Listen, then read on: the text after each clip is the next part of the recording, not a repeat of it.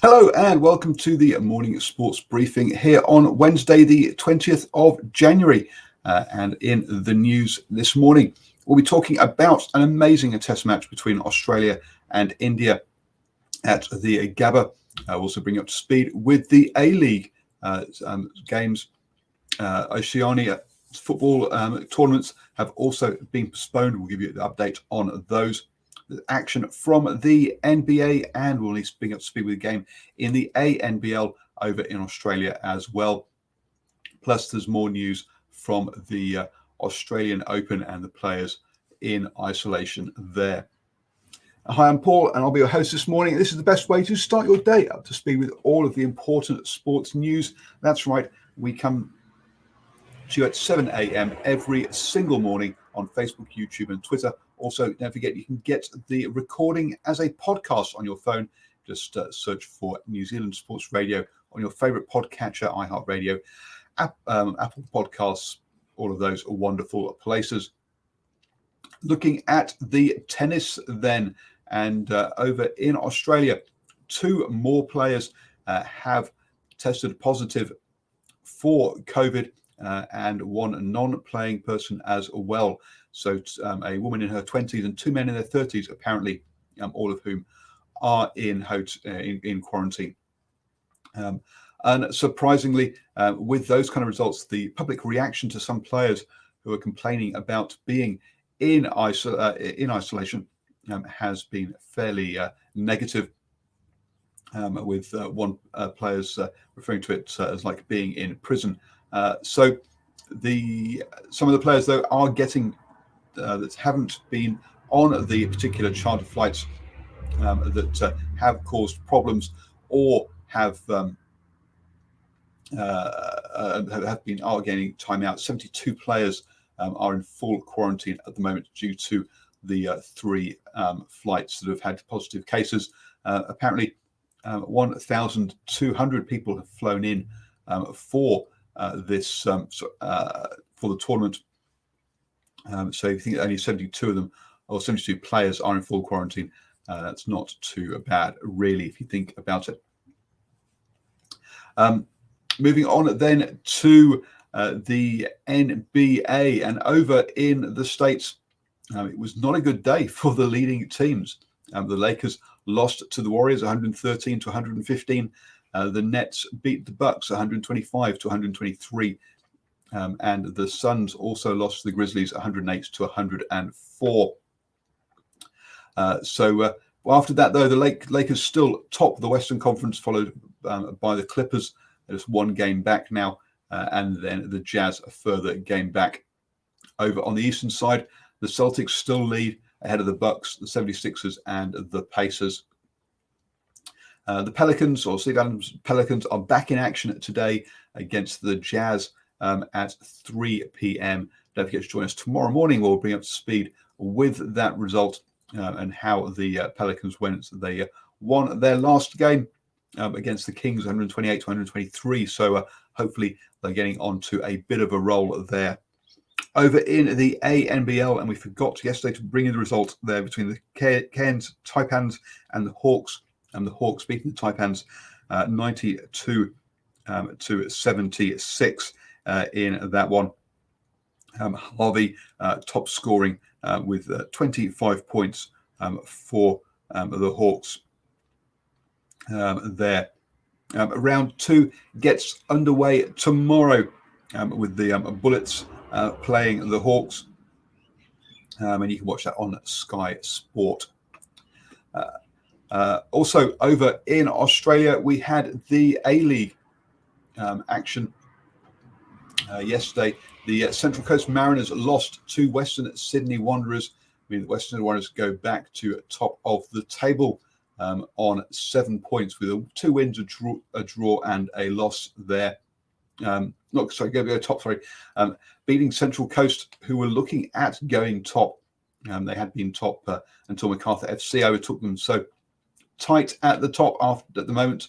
Clearly, it is early days in the A-League, and also a lot teams have played varying numbers of games. Perth Glory still haven't played their first game, which should happen today when they take on Adelaide United. Also today, we have Newcastle Jets versus the Brisbane Roar as well. So 2 games today. The Jets really struggling with 3 losses from their 3 games, so really need a result against Brisbane. And obviously Perth Glory will be happy to get their first game underway. Those games at 9 o'clock and 11:20 New Zealand time. The Oceania Football Association have said that tournaments will be further postponed. The under-17 and the under-20 championships were supposed to take place last year, but again be pushed back even further due to travel restrictions. The plan is to get them played this year still with them. The FIFA, though, has cancelled the under-17 World Cup that was to be held in Peru and the under-20 World Cup that was supposed to be held in Indonesia this year. So the qualifying parts are no longer required for those, but they are part of the plan to get more teams at the main World Cup. So they'll be looking at having those. They're supposed to be hosted in Fiji and Samoa hopefully later this year. Also, the under-17s women's and the under-20s women's ones are also looking at the under-16 and under-19s. They're still looking at playing later this year as well. So Oceania tournaments trying to get them to be played, but travel restrictions are still causing issues for them. Moving on then to the cricket, and yes, this is our big story of the day, where Australia were playing India at the Gabba in the 4th test in the series. The series was tied 1-1 after Australia won the first test, lost the second test, and the third test was then a draw with some impressive batting in the 4th innings by the Indian side. In this one, this was a cracking test match. Australia first posted 369 and then bowled out India for 336. India then bowled out Australia for 294, meaning that coming into today, they had a target of over 300, but they had wickets in hand. Also, rain had been an issue, so that all of the different permutations were available. Australia could have taken the wickets and won the game. India had a target to chase, and also rain could intervene to make it into a draw. After India really did have a go at chasing that total in the second test, it was clear they were going to have a go today, and boy, what a performance it was. Gill at the top of the order scored 91 to set them off on a good path. Meaning they were 2 for 132 after losing Rohit Sharma cheaply. Pujara then was the anchor that the other players could play around. He was in there for 314 minutes, which is, dear me, what, that 5 hours worth of batting to score his 56. Not at a particularly high rate, but as I say, he was that holding down one end while other players got to play around him. Rahane chipped in with 24 off just 22 balls, and Rashid Pant scored 89 and not out to see India home.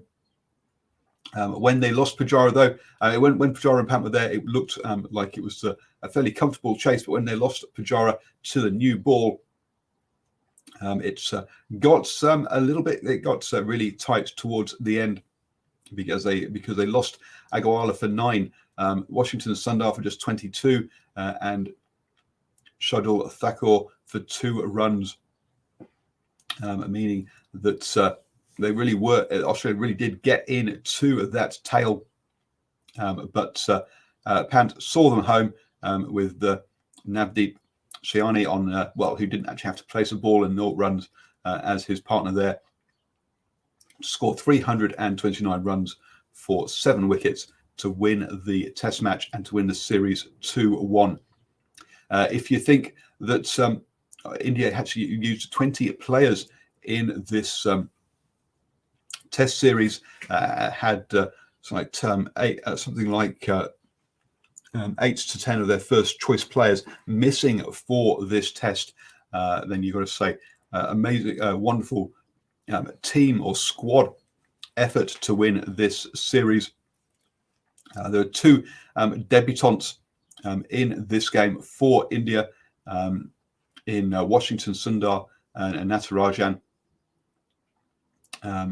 So as I say, Natarajan took 3 wickets in the first innings bowling, and Washington Sundar also took 3 wickets in that one before taking another wicket in the second innings. So yes, the 2 debutants played their part as well on the bowling front mainly.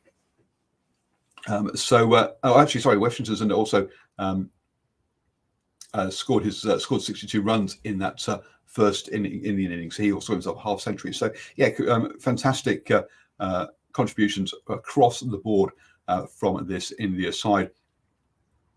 Australia left to scratch their heads, not having the same injury issues, and so you got to say that some question marks around this Australian side, and particularly Tim Paine's captaincy of the team as well. So India go on to face England next in a test series. England in action currently against Sri Lanka, having won the first test there. We'll bring up to speed with the second test when that starts as well. These are the 2 sides that, along with New Zealand, are battling it out for the World Test Championship to be held at Lord's.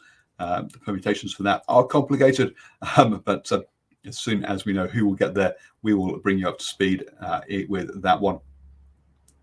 Don't forget for the cricket, on the cricket side of things, you can join our Swinging from the Hip show at 8 p.m. on Monday evenings. Myself and Aaron talked about this test match with it was partway through on the show on Monday evening, and I'm sure it'll get discussed again next Monday now that it has been fully played through in that one. So do put that in your calendar, Mondays at 8 p.m. for Swinging from the Hip.